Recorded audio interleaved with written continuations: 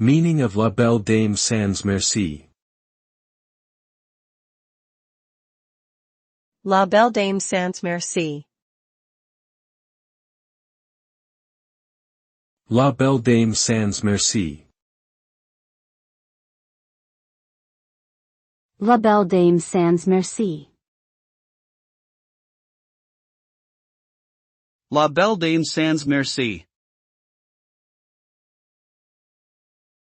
La Belle Dame Sans Merci is a poem written by the English poet John Keats.